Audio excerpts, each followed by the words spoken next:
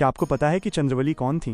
क्यों इतिहास के पन्नों से कृष्ण के साथ उनका नाम मिटा दिया गया? एक समय था जब ब्रज की कुंज गलियों में श्री राधा रानी के समान ही चंद्रवली का भी दिव्य स्थान था।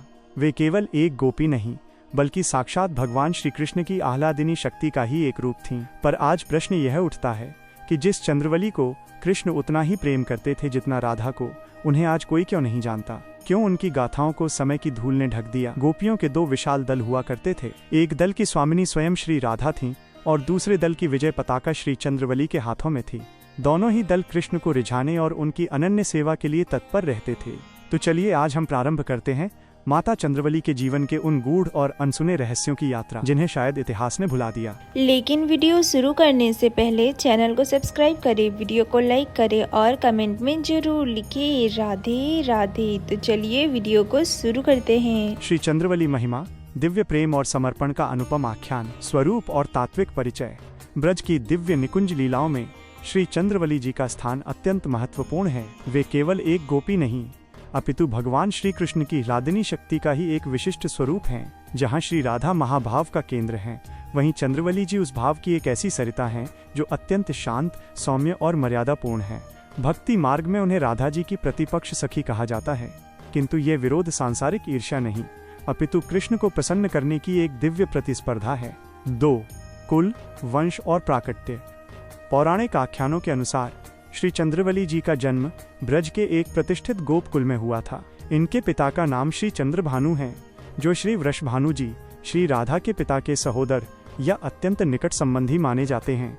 इस नाते श्री चंद्रवली और श्री राधा आपस में बहनें हैं। उनका विवाह गोवर्धन मल्ल के साथ संपन्न हुआ था, जो स्वयं एक उच्च कोटि के कृष्ण भक्त थे। उनका पूरा जीवन ब्रज की रज और कृष्ण की सेवा में समर्पित था। 3. पद्म पुराण और गौड़ीय ग्रंथों में उल्लेख। चंद्रवली जी का विस्तृत वर्णन पद्म पुराण के पाताल खंड में मिलता है, जहां भगवान शिव ने नारद जी को ब्रज की गोपियों की महिमा सुनाई है। इसके अतिरिक्त चैतन्य महाप्रभु की परंपरा के महान संतों जैसे श्री रूप गोस्वामी जी ने अपने ग्रंथ उज्ज्वल नीलमणि में चंद्रवली जी के प्रेम को दक्षिणा भाव की पराकाष्ठा माना है। उनके अनुसार चंद्रवली जी का प्रेम उस निर्मल जल के समान है जो शांत भाव से प्रभु के चरणों की ओर बहता है। 4. दक्षिणा भाव की स्वामिनी।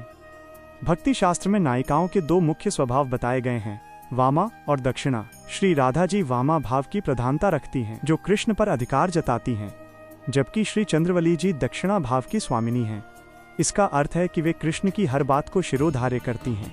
यदि कृष्ण उनसे मिलने का वचन देकर न आए, तब भी वे उन पर क्रोध करने के स्थान पर अपनी ही सेवा में कोई त्रुटि ढूंढती हैं। उनका ये विनय कृष्ण के हृदय को द्रवित कर देता है। पद्म पुराण के पाताल खंड में भगवान शिव और महर्षि नारद के संवाद के माध्यम से यह स्पष्ट होता है कि गोलोक की दिव्य शक्तियों में श्री चंद्रवली का स्थान अत्यंत अद्वितीय है। वे साक्षात भगवती स्वरूपा हैं और कृष्ण की प्रसन्नता के लिए ही उनका अस्तित्व है कि यदि श्री राधा महाभाव का पूर्ण प्रकाश हैं, तो चंद्रवली जी उस प्रकाश की वह शीतल किरण हैं जो भक्त को विनम्रता और अटूट धैर्य का पाठ पढ़ाती हैं। ब्रज की लीलाओं में द्वंद्व का अर्थ सांसारिक कलह नहीं अपितु रस की वृद्धि है। श्री राधा और श्री चंद्रवली के बीच की प्रतिस्पर्धा वास्तव में कृष्ण को रिझाने की एक दिव्य कला है। श्री राधा का वामा स्वभाव राधा जी का प्रेम प्रखर है। वे कृष्ण पर पूर्ण अधिकार रखती हैं। यदि कृष्ण आने में विलंब करें तो वे मान क्रोध करती हैं। उनका यह वामा स्वभाव कृष्ण को निरंतर आकर्षित और विस्मित करता है। श्री चंद्रवली का दक्षिणा स्वभाव। इसके विपरीत चंद्रवली जी का प्रेम अत्यंत मृदु, सरल और विनम्र है। वे दक्षिणा नायिका हैं, जिसका अर्थ है वह जो अपने प्रियतम की आज्ञा को सर्वोपरि माने। यदि कृष्ण किसी अन्य गोपी के पास चले जाएं, तो चंद्रवली जी क्रोध करने के स्थान पर अत्यंत करुणा और सहनशीलता का परिचय देती हैं। उनके स्वभाव की यही सरलता कृष्ण के हृदय को भीतर तक झकझोर देती है। चंद्रवली जी का संपूर्ण जीवन कृष्ण अर्पित है। उनके निकुंज चंद्र सरोवर के समीप में सदैव एक ऐसी शांति व्याप्त रहती है जो साधक के मन को स्थिर कर देती है। जब कृष्ण चंद्रवली के पास आते हैं तो वे किसी सम्राट की भांति नहीं अपितु एक विश्राम चाहने वाले बालक की भांति आते हैं। चंद्रवली जी की सेवा में वो वात्सल्य और माधुर्य मिश्रित है जो कृष्ण की थकान को हर लेता है। वैष्णव आचार्यों के अनुसार चंद्रवली जी का प्रेम उस स्वर्ण के समान है जो अग्नि में तपकर और भी निखर जाता है। वे जानती हैं कि कृष्ण संपूर्ण सृष्टि के आधार हैं, फिर भी वे उन्हें अपनी सेवा के पाश में बांध लेती हैं। उनकी सखियां, जिनमें पद्मा प्रमुख हैं, सदैव श्री चंद्रवली की गरिमा को कृष्ण के सम्मुख बनाए रखती हैं। निकुंज लीला और आध्यात्मिक रहस्य। पद्म पुराण में वर्णित है कि चंद्रवली जी के वैभव को देखकर देवलोक की अप्सराएं भी लज्जित हो जाती हैं, किंतु उनके भीतर रंच मात्र भी अहंकार नहीं है। राधा और चंद्रवली के दो दल वास्तव में जीव और ईश्वर के मिलन की दो अलग अलग अवस्थाएं हैं। जहां राधा जी का मार्ग अनुराग का प्रखर मार्ग है, वहीं चंद्रवली जी का मार्ग शरण गति और विनय का शांत मार्ग है। कृष्ण की लीला का विस्तार तभी पूर्ण होता है जब उसमें विविधता हो। यदि केवल राधा जी का प्रखर प्रेम होता तो रस एकांगी हो जाता। चंद्रवली जी के सौम्य भाव के जुड़ते ही ब्रज की लीला में एक नया आयाम जुड़ जाता है। इसी कारण कृष्ण कभी राधा रमण कहलाते हैं तो कभी चंद्रवली प्राणनाथ। गोलोक धाम और पृथ्वी पर ब्रज मंडल में होने वाली लीलाओं में रस की वृद्धि के लिए गोपियों के दो प्रधान दल कल्पित किए गए हैं। ये दलगत विभाजन सांसारिक द्वेष के लिए नहीं, अपितु रसराज श्री कृष्ण को विविध प्रकार के सुख प्रदान करने के लिए है। श्री राधा दल, इस दल की स्वामिनी स्वयं महाभाव स्वरूपा श्री राधा रानी है। इस दल की गोपियां प्रखर, तेजस्वी और कृष्ण पर पूर्ण अधिकार रखने वाली होती हैं। इनका प्रेम वामा भाव से ओतप्रोत है, जहां वे कृष्ण को अपनी इच्छा के अनुरूप चलाने का सामर्थ्य रखती हैं। श्री चंद्रवली दल, इस दल की स्वामिनी श्री चंद्रवली जी हैं। इस दल की गोपियां अत्यंत सौम्य, उदार और लज्जाशील स्वभाव की होती हैं। इनका प्रेम दक्षिणा भाव पर आधारित है, जहां वे कृष्ण की प्रसन्नता में ही अपनी प्रसन्नता मानती हैं। वे कृष्ण की आज्ञा का उल्लंघन कभी नहीं करती और सदैव विनयपूर्ण सेवा में संलग्न रहती हैं। इन दोनों दलों के बीच एक पवित्र प्रतिस्पर्धा चलती है। प्रत्येक दल ये चाहता है कि कृष्ण उनके कुंज में पधारें और उनकी सेवा स्वीकार करें। यह प्रतिस्पर्धा ब्रज के वातावरण में एक विशेष प्रकार का उन्माद और आकर्षण उत्पन्न करती है, जिससे लीला का रस अनंत गुना बढ़ जाता है। श्री कृष्ण का छठ भाव, दिव्य छलावा। भक्ति रस शास्त्र में भगवान श्री कृष्ण के कई स्वरूप बताए गए हैं: अनुकूल, दक्षिण, छठ और धृष्ट। जब कृष्ण एक ही समय में अनेक गोपियों से प्रेम करते हैं और एक से छिपकर दूसरी के पास जाते हैं, तब उनका छठ भाव प्रकट होता है। ये छठ भाव केवल इसलिए है क्योंकि कृष्ण रसिक शिरोमणि हैं। वे जानते हैं कि यदि वे केवल एक ही प्रकार का व्यवहार करेंगे तो प्रेम में विरह और मान का रस कम हो जाएगा। अतः वे जानबूझकर श्री राधा जी से आंख बचाकर गुप्त मार्ग से श्री चंद्रवली के निकुंज में प्रवेश करते हैं। चंद्रवली जी के प्रति कृष्ण का यह आकर्षण उनकी सौम्यता और समर्पण के कारण होता है। जब कृष्ण चंद्रवली के पास होते हैं तो वे एक ऐसे प्रेमी की भांति व्यवहार करते हैं जो पूर्णतः उन्हीं का है, जबकि उनके मन में राधा जी का भय और प्रेम दोनों बना रहता है। मान लीला, प्रेम का मधुर कोप। जब श्री कृष्ण चंद्रवली जी के कुंज से लौटते हैं और उनके शरीर पर चंद्रवली जी के आभूषणों या अंगराग के चिन्ह शेष रह जाते हैं, तब श्री राधा जी का मान, प्रेममयी क्रोध जागृत होता है। ईर्ष्या नहीं, अनुराग। राधा जी का ये क्रोध सांसारिक ईर्ष्या नहीं है, ये तो इस बात का दुख है कि कृष्ण ने उनसे छल किया। राधा जी का मान इतना प्रखर होता है कि वे कृष्ण से मुख मोड़ लेती हैं और उन्हें अपने कुंज में प्रवेश नहीं करने देती। कृष्ण की व्याकुलता। जब राधा रानी रुष्ट हो जाती हैं, तब वही छठ कृष्ण अत्यंत व्याकुल हो जाते हैं। वे राधा जी के चरणों में गिरकर क्षमा मांगते हैं, अनेक प्रकार के स्वांग रचते हैं और सखियों की विनती करते हैं। रस की पूर्णता। इस मान लीला का अंत तब होता है जब कृष्ण राधा जी को मना लेते हैं। इस प्रक्रिया में जो मिलन होता है वो सामान्य मिलन से कहीं अधिक सुखद होता है। चंद्रवली के पास जाना और राधा जी का रूठना, ये सब मिलकर ब्रज के दिव्य माधुर्य को पूर्णता प्रदान करते हैं। आध्यात्मिक रहस्य। परमार्थिक दृष्टि से देखा जाए तो श्री राधा और श्री चंद्रवली में कोई भेद नहीं है। जैसे एक ही प्रकाश दो दीपकों में जलता है, वैसे ही श्री कृष्ण की शक्ति इन दो स्वरूपों में प्रकट होती है। कृष्ण का चंद्रवली के पास जाना भक्तों को ये सिखाता है कि भगवान को समर्पण और विनय, चंद्रवली का भाव भी प्रिय है, और राधा जी का मान ये सिखाता है कि भगवान पर भक्त का पूर्ण अधिकार, राधा का भाव, प्रेम की उच्चतम अवस्था है। ब्रज की इन निकुंज लीलाओं का श्रवण करने से जीव के हृदय से काम वासना का नाश होता है और दिव्य प्रेम का उदय होता है। चंद्रवली जी की सरलता और राधा जी की प्रखरता मिलकर श्री कृष्ण के आनंद को द्विगुणित करती रहती हैं। एक समय की बात है, शरद ऋतु की सुहानी रात्रि थी। चंद्रमा अपनी पूर्ण कलाओं के साथ आकाश में विराजमान था। रसिक शिरोमणि श्री कृष्ण के मन में श्री चंद्रवली जी के सौम्य और दक्षिणा भाव का रसास्वादन करने की इच्छा जागृत हुई। वे जानते थे कि यदि वे सीधे चंद्रवली के पास जाएंगे तो श्री राधा रानी की प्रखर सखी ललिता जी की दृष्टि उन पर पड़ सकती है। अतः प्रभु ने अत्यंत सावधानी बरती। उन्होंने अपने पीताम्बर को समेटा, मोर मुकुट को थोड़ा झुकाया और अपने नूपुरों को वस्त्र से बांध लिया ताकि उनकी ध्वनि सुनाई न दे। वे छिपते छिपाते सघन लताओं के बीच से मार्ग बनाते हुए श्री चंद्रवली जी के उस दिव्य निकुंज में पहुंचे जो चंद्र सरोवर के समीप स्थित था। वहां श्री चंद्रवली जी अपने प्रियतम की प्रतीक्षा में दीप जलाए बैठी थीं। जैसे ही कृष्ण ने प्रवेश किया, चंद्रवली जी के नेत्रों में लज्जा और आनंद के अश्रु छलक आए। उन्होंने बिना किसी उलाहने के अत्यंत विनय के साथ कृष्ण के चरण पखारे और उन्हें रत्न जड़ित आसन पर बैठाया। वहां का वातावरण अत्यंत शांत और प्रेममय था। ललिता जी की पैनी दृष्टि और खोज। दूसरी ओर श्री राधा रानी के कुंज में ललिता जी को कुछ संदेह हुआ। वे अत्यंत चतुर और दूरदर्शी हैं। उन्होंने देखा कि श्री कृष्ण काफी समय से दिखाई नहीं दे रहे हैं। उन्होंने मन ही मन विचार किया, निश्चय ही वह छलिया पुनः चंद्रवली के कुंज की ओर गया है। ललिता जी ने अपनी सखी विशाखा को संकेत किया और स्वयं कृष्ण की खोज में निकल पड़ी। वे ब्रज की एक एक लता और वृक्ष से पूछने लगीं, हे कदम्ब, क्या तुमने मनमोहन को इधर जाते देखा? हे मालती, क्या श्याम सुंदर की सुगंध इधर फैली है? अंततः पद चिन्हों का अनुसरण करते हुए वे चंद्रवली जी के निकुंज के द्वार पर पहुंच गईं। ललिता जी ने देखा कि द्वार पर पहरा अत्यंत शिथिल है, क्योंकि चंद्रवली जी के दल की गोपियां कृष्ण के आगमन की खुशी में मग्न थीं। ललिता जी ने बड़ी चतुराई से निकुंज के भीतर प्रवेश किया। उन्होंने देखा कि श्री कृष्ण बड़े प्रेम से चंद्रवली जी द्वारा अर्पित माखन मिश्री का भोग पा रहे थे और चंद्रवली जी उन्हें पंखा झल रही थीं। जैसे ही ललिता जी की छाया भूमि पर पड़ी, कृष्ण चौंक गए। उन्होंने देखा कि सामने साक्षात ललिता जी हाथ में लकुटी छड़ी लिए खड़ी हैं और उनकी भौहें तनी हुई हैं। कृष्ण की स्थिति उस बालक जैसी हो गई जो चोरी करते हुए पकड़ा गया हो। वे हाथ में माखन का ग्रास लिए जड़वत रह गए। ललिता जी का व्यंग्य और कृष्ण की चतुरता। ललिता जी ने मुस्कुराते हुए व्यंग्य किया, आहा, हमारे प्राणनाथ यहाँ विराजमान हैं। हम तो यमुना तट पर व्याकुल होकर आपको ढूंढ रहे थे और आप यहाँ एकांत में विश्राम कर रहे हैं। क्या चंद्रवली जी की सेवा ने आपको राधा जी का विरह भुला दिया? चंद्रवली जी लज्जा के मारे मौन हो गईं और कृष्ण इधर उधर देखने लगे। कृष्ण ने बात बनाने का प्रयास करते हुए कहा, हे ललिता, तुम व्यर्थ संदेह कर रही हो। मैं तो मार्ग भटक गया था और प्यास के कारण यहाँ जल ग्रहण करने आ गया। ललिता जी ने तुरंत उत्तर दिया, हाँ प्रभु, आपकी प्यास तो जग प्रसिद्ध है, किंतु ये पीतांबर पर लगा हुआ अंगराग और ये गले की माला तो कुछ और ही कह रही है।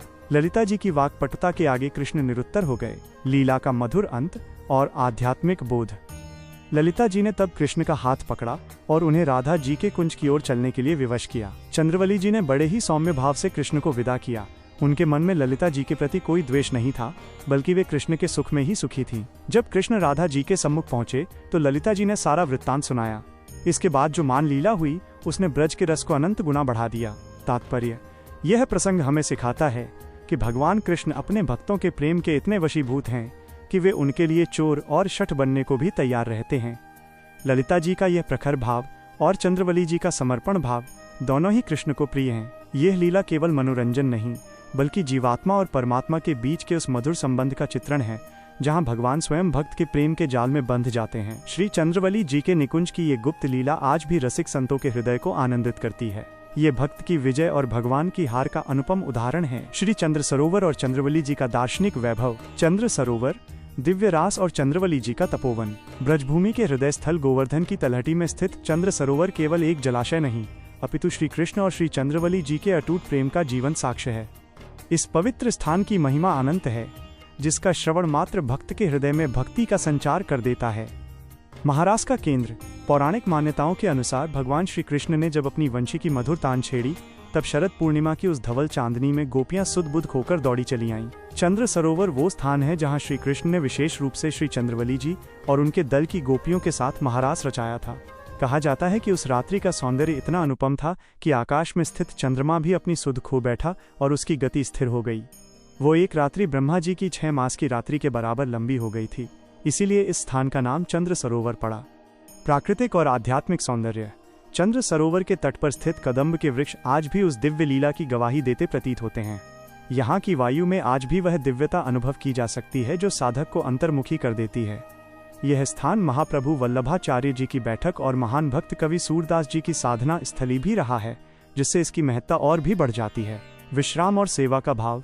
श्री चंद्रवली जी का ये निजी निकुंज माना जाता है। यहाँ उन्होंने कृष्ण की वो सेवा की जिसमें केवल शांति और निस्वार्थ भाव था। भक्तगण आज भी यहाँ आकर चंद्रवली जी के चरणों की धूलि अपने मस्तक पर लगाते हैं, ताकि उन्हें भी वह दक्षिणा भाव प्राप्त हो सके जिससे कृष्ण प्रसन्न होते हैं। दार्शनिक महत्व। भक्ति मार्ग का अनुपम सोपान। वैष्णव दर्शन में श्री चंद्रवली जी का पात्र एक गहरा आध्यात्मिक संदेश देता है। उनका चरित्र केवल एक गोपी की कथा नहीं, अपितु जीव और ब्रह्म के मिलन का एक विशिष्ट दर्शन है। विविधता में एकता। वैष्णव आचार्यों का मानना है कि परमात्मा को प्राप्त करने के अनंत मार्ग हैं। जहाँ श्री राधा जी का मार्ग अनुराग और अधिकार का है, वहीं श्री चंद्रवली जी का मार्ग शांति, सहनशीलता और पूर्ण समर्पण का है। यह दर्शन सिखाता है कि भगवान को पाने के लिए केवल प्रखरता ही आवश्यक नहीं, अपितु सौम्यता और विनम्रता से भी उन्हें जीता जा सकता है। अहंकार का विसर्जन। चंद्रवली जी का प्रेम अहेतुकी है। उनमें ये चाह नहीं है कि कृष्ण केवल उनके ही होकर रहें। वे कृष्ण की प्रसन्नता में ही अपनी सार्थकता देखती हैं। दर्शन की दृष्टि से ये तत्सुख सुखित्वम की अवस्था है, जहाँ भक्त अपने व्यक्तित्व को पूर्णतः भगवान की इच्छा में विलीन कर देता है।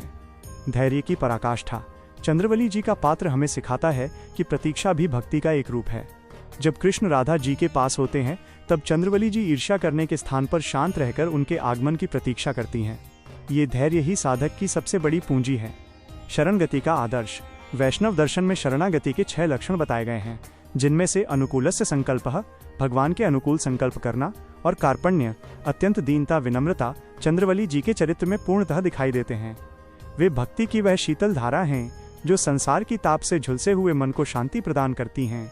भक्ति की पूर्णता और जीव का कल्याण। अंततः श्री चंद्रवली जी का चरित्र और चंद्र सरोवर की महिमा हमें यही सिखाती है कि भक्ति में स्व का पूर्ण विस्मरण ही प्रभु प्राप्ति का द्वार है। श्री चंद्रवली जी राधा रानी की ही छाया हैं, जो हमें ये बोध कराती हैं कि भगवान के विराट स्वरूप में हर भाव के लिए स्थान है। चाहे कोई भक्त वीर भाव से भजे, चाहे सख्य भाव से, या फिर चंद्रवली जी की भांति सौम्य और शांत भाव से, भगवान तो केवल भाव के भूखे हैं। ब्रज की इस विभूति का स्मरण करने से साधक के भीतर से काम, क्रोध और ईर्ष्या जैसे दोष दूर होते हैं और सात्विक प्रेम का उदय होता है। जो भी भक्त निष्काम भाव से चंद्र सरोवर का दर्शन और चंद्रवली जी के चरित्र का चिंतन करता है, उसे निश्चित ही श्री राधा कृष्ण के युगल चरणों की प्रीति प्राप्त होती है। ब्रजमंडल में शरद ऋतु का प्रभाव सर्वत्र व्याप्त था। जमुना की लहरें शांत थीं और कुंज निकुंज फूलों की सुगंध से महक रहे थे। श्री कृष्ण ने उस दिन निश्चय किया कि वे चंद्रवली जी के प्रेम की गहराई का अनुभव करेंगे। वे ये देखना चाहते थे कि क्या चंद्रवली का दक्षिणा स्वभाव, सरलता और विनम्रता किसी भी परिस्थिति में विचलित हो सकता है। श्री कृष्ण ने गुप्त रूप से संदेश भिजवाया कि वे आज की रात्रि चंद्रवली जी के निकुंज में ही विश्राम करेंगे। यह समाचार सुनकर चंद्रवली जी के हर्ष का ठिकाना न रहा। उन्होंने अपनी सखियों पद्मा और शैव्या के साथ मिलकर पूरे निकुंज को दिव्य दीपकों, मल्लिका के पुष्पों और सुगंधित इत्र से सजाया। उन्होंने स्वयं अपने हाथों से श्री कृष्ण के प्रिय व्यंजन तैयार किए। कृष्ण का कपट और विरह की परीक्षा। आधी रात्रि व्यतीत हो गई, परंतु कृष्ण नहीं आए। चंद्रवली जी मार्ग पर टकटकी लगाए बैठी रहीं। वास्तव में कृष्ण जानबूझकर राधा रानी के कुंज की ओर चले गए थे, ताकि चंद्रवली जी की धैर्य की परीक्षा ले सकें। वे देखना चाहते थे कि क्या अन्य नायिकाओं की भांति चंद्रवली भी उन पर क्रोध करेंगी या उलाहना देंगी। ब्रज की अन्य सखियां कहने लगीं, हे चंद्रवली, देखो, तुम्हारे प्रियतम ने तुम्हें पुनः भुला दिया। वे तो राधा जी के साथ रास रचा रहे हैं। तुम्हें भी अब मान, क्रोध करना चाहिए और उनके लिए निकुंज के द्वार बंद कर देने चाहिए। किंतु चंद्रवली जी ने मंद मुस्कान के साथ उत्तर दिया, सखी, यदि मेरे प्राणनाथ वहाँ सुखी हैं, तो मेरी प्रसन्नता उसी में है। मेरा भाग्य तो इसी में है कि वे जहाँ भी रहें आनंद में रहें। मेरे द्वार उनके लिए सदैव खुले हैं। कृष्ण का आगमन और चंद्रवली का विस्मयकारी व्यवहार। जब सूर्योदय होने को था, तब श्री कृष्ण अत्यंत थके हुए और शठ भाव के चिन्ह धारण किए हुए चंद्रवली के पास पहुंचे। उनके गले की माला बिखरी हुई थी और आंखों में नींद थी। वे जानते थे कि किसी भी गोपी के लिए यह दृश्य क्रोध का कारण हो सकता है। किंतु जैसे ही कृष्ण ने प्रवेश किया, चंद्रवली जी ने उनके चरणों में दंडवत प्रणाम किया। उन्होंने एक भी प्रश्न नहीं पूछा कि आप कहाँ थे या इतनी देर क्यों की। इसके विपरीत उन्होंने कृष्ण को कोमल शैया पर बिठाया और उनके थके हुए चरणों को सहलाने लगी। कृष्ण विस्मित होकर बोले, देवी, क्या तुम मुझसे रुष्ट नहीं हो? मैंने तुम्हें पूरी रात प्रतीक्षा कराई और मैं कहीं और था। चंद्रवली जी ने अत्यंत करुणा और समर्पण के साथ कहा, हे प्राणनाथ, आप जहाँ भी थे वहाँ आपने किसी को सुख ही प्रदान किया होगा। आपके सुख में ही मेरा सर्वस्व है। यदि आपको वहाँ अधिक आनंद मिला तो मेरा प्रेम सफल हो गया। आप थक गए होंगे, कृपया विश्राम करें। कृष्ण की पराजय और चंद्रवली की विजय। श्री कृष्ण जो संपूर्ण जगत को अपनी माया से नचाते हैं, चंद्रवली जी के इस निस्वार्थ दक्षिणा भाव को देखकर निशब्द रह गए। उन्होंने अनुभव किया कि चंद्रवली का प्रेम उस सागर के समान है जिसमें ईर्ष्या और अधिकार की कोई लहर नहीं उठती।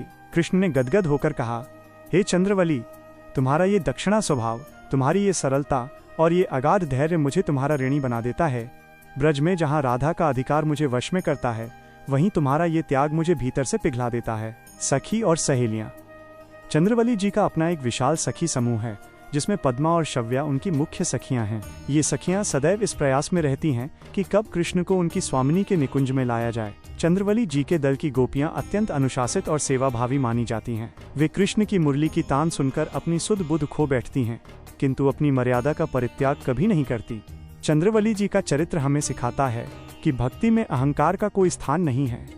वे जानती हैं कि कृष्ण संपूर्ण जगत के स्वामी हैं, फिर भी वे उन्हें एक सखा और प्रियतम के रूप में भजती हैं। उनका त्याग ये है कि वे कभी कृष्ण पर अपना दावा नहीं करती।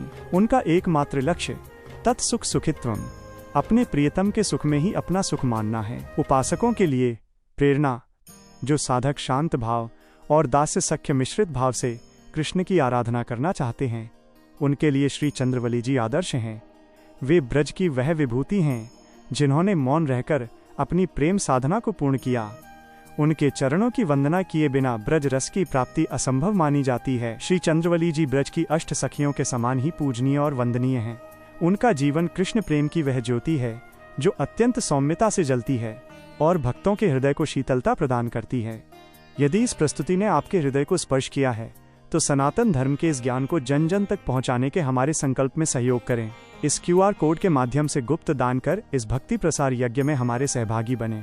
स्मरण रहे, आपकी धनराशि से कहीं अधिक बड़ा आपका भाव है। अगर आपको ये वीडियो अच्छी लगी तो सनातन संस्कृति के प्रचार प्रसार के लिए अपना योगदान अवश्य दें। स्क्रीन पर दिए गए QR कोड पर गुप्त दान करें और हमारे साथ इस ज्ञान गंगा में जुड़ें। सहयोग चाहे छोटा हो या बड़ा, धनराशि से महत्वपूर्ण आपका समर्पण और भाव है।